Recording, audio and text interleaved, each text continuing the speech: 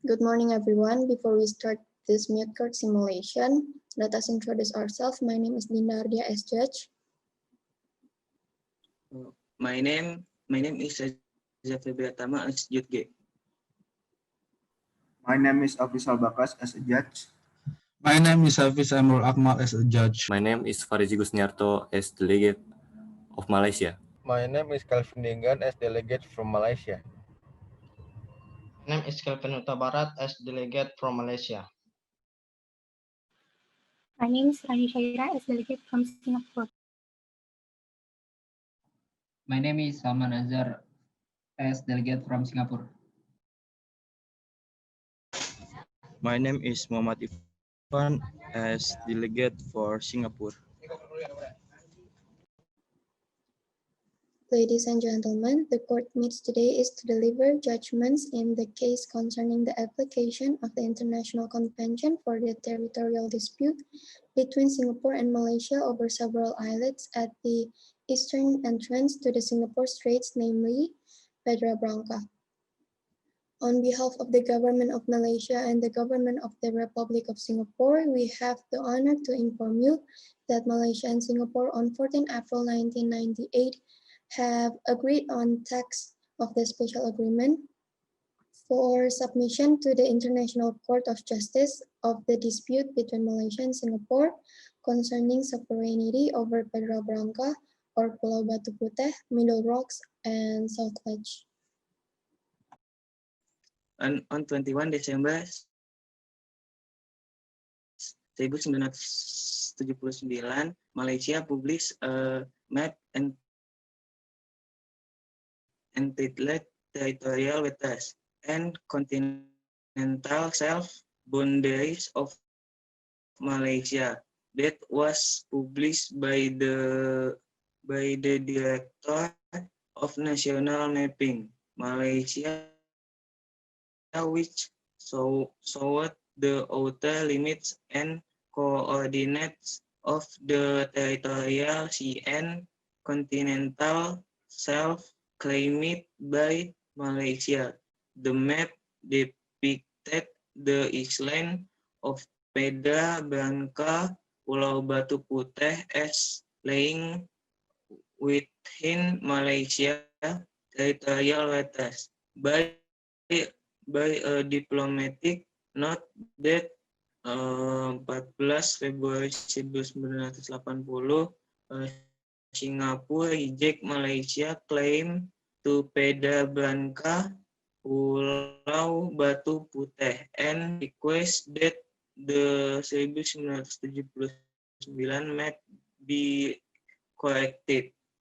Singapore not of 14 Februari 1980 led to an exchange of correspondence and subsequently to a series of intergovernmental talks in 1993-1994, which did not bring a resolution of the matter. During the first round of talks in February 1993, the question of the appurtenance of Middle Rocks and South Ledge was also raised in view of the lack of progress in the bilateral negotiation. The parties agreed to submit the dispute for resolution by the International Court of Justice. The special agreement was signed in February 2003 and notified to the court in July 2003. Each of parties obviously filled a memorial within the time limits fixed by the court. Having regards to provision of the special agreement concerning written pleadings, the special agreement provides for the possible filing of a fourth pleading by each of the parties. To delegation of Malaysia, I welcome you to state your argument.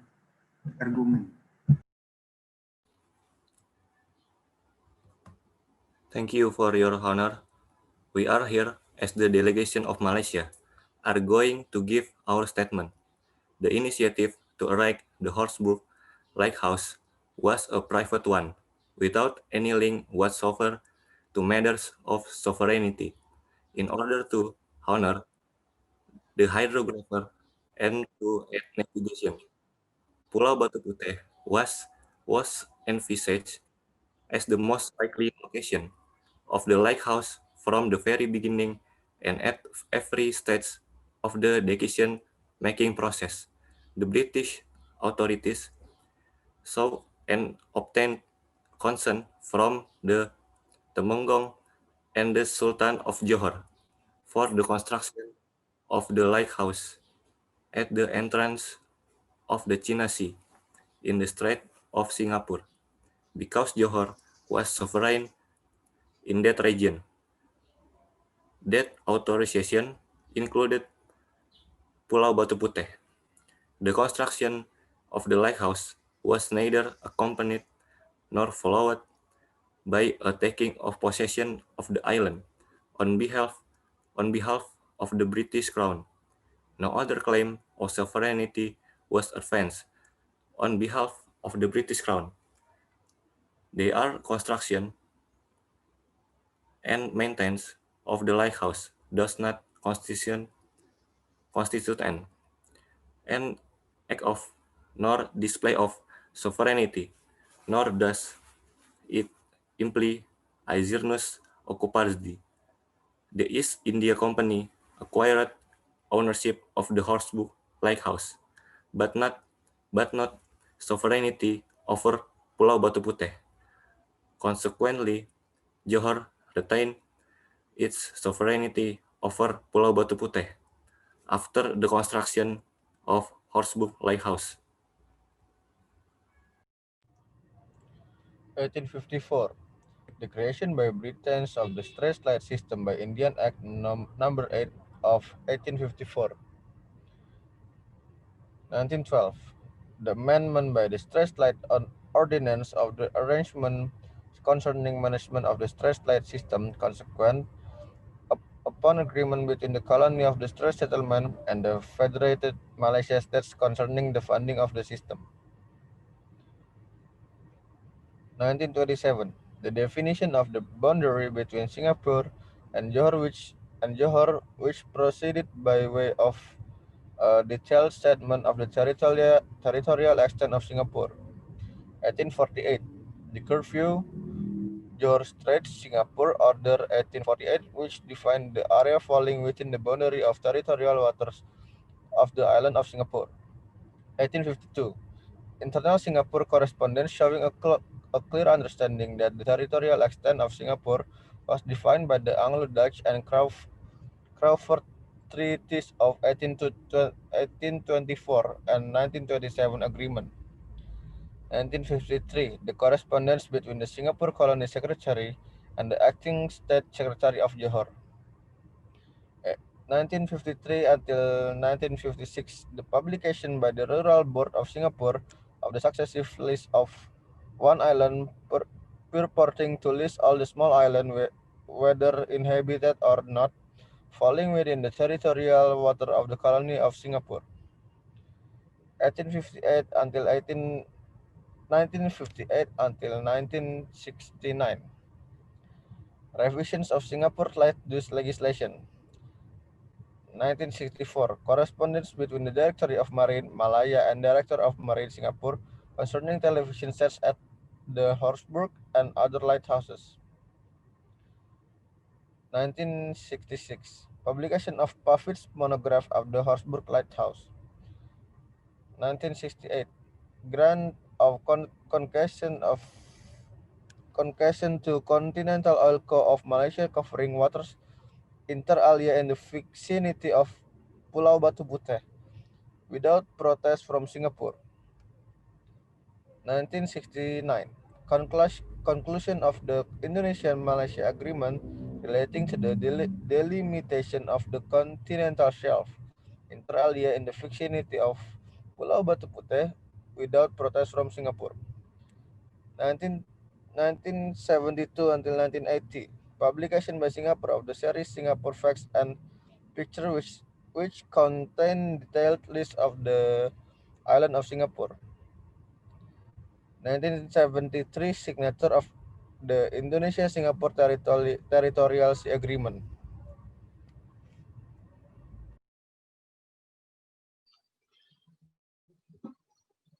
Malaysia conduct demonstrant. Malaysia coincidentally held position regarding its title to Pulau Batu Putih and surrounding waters.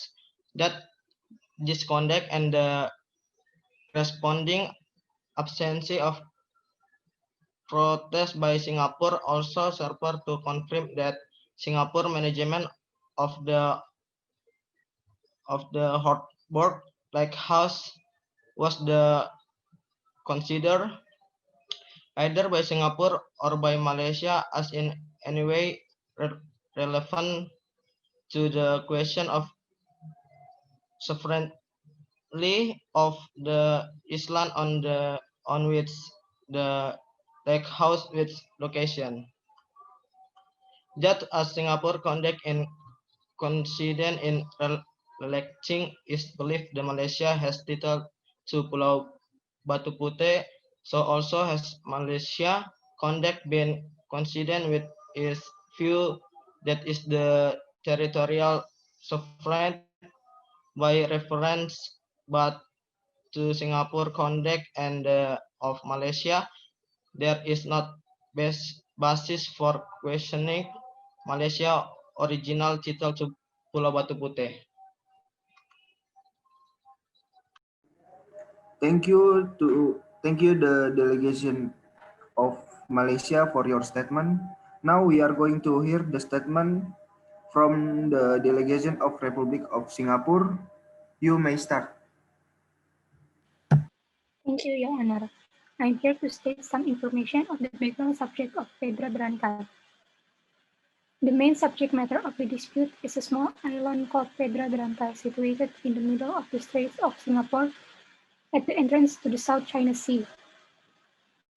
Pedra Branca has been part of Singapore territory since the 1840s. On the 21st of December 1979, Malaysia published a map entitled Territorial Waters and Continental Shelf Boundaries of Malaysia. By this map, Malaysia purported to include Pedra Branca within Malaysia's territorial waters. Singapore duly lodged a protest with Malaysia against this paper claim on the 14th of February 1980.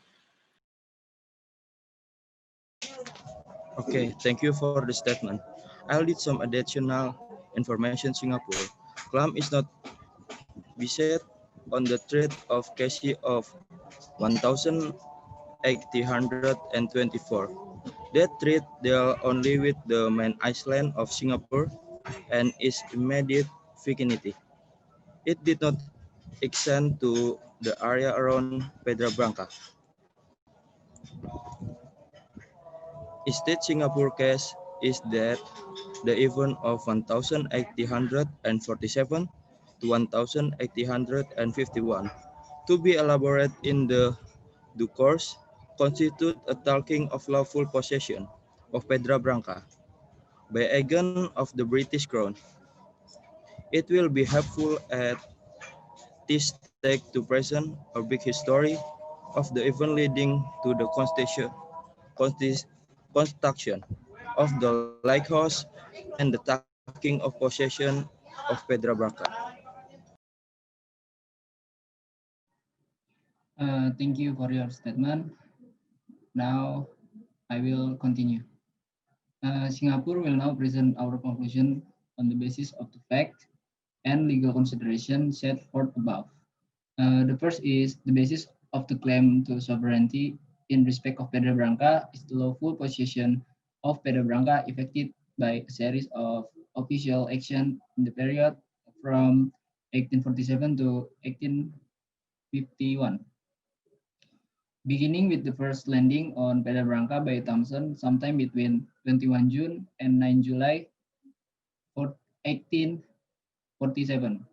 and ending with the ceremonial official commissioning of the lighthouse on 27 September 1851. The decision to build the lighthouse on Pedra Branca was taken by the Court of Directors of the East India Company as an official organ of the British Crown. And the third is the act of taking possession were peaceful and public and elicited no opposition from other powers. The last is title of Pedra Branca was acquired by the British Crown in accordance with the legal principles governing acquisition of territory in the period from 1847 to 1851. That's all from Singapore delegation. Thank you, Your Honor. Thank you for both countries for the statement. Now that we have heard all the statements given from both countries, I'm going to state the verdict. The court is of the opinion that the relevant facts, including the conduct of the parties, reflect a convergent evaluation of the position of the parties regarding title to Pedra Branca Pulau Batu Putih. The court concludes especially by reference to conduct of Singapore and the predecessor theater, the sovereign, taken together with the conduct of Malaysia and its predecessors, including their failure to respond of the conduct of Singapore and the predecessors, that by 1918 sovereignty over Pedra Branca Pulau Batu Putih had passed to Singapore. For the foregoing reason, the court concludes the sovereignty over Pedra Branca Pulau Batu Putih belong to Singapore.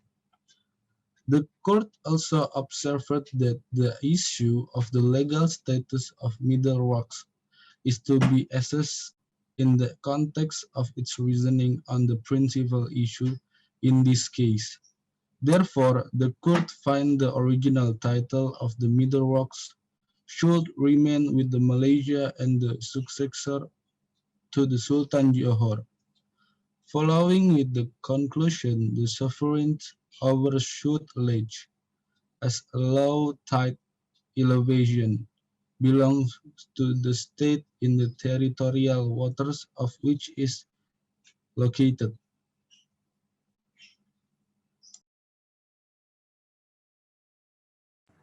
So that's all for today. Thank you everyone for your attention, and I declare the sitting is closed. Saya lagi dulu guys. Jangan lupa like, comment, and subscribe.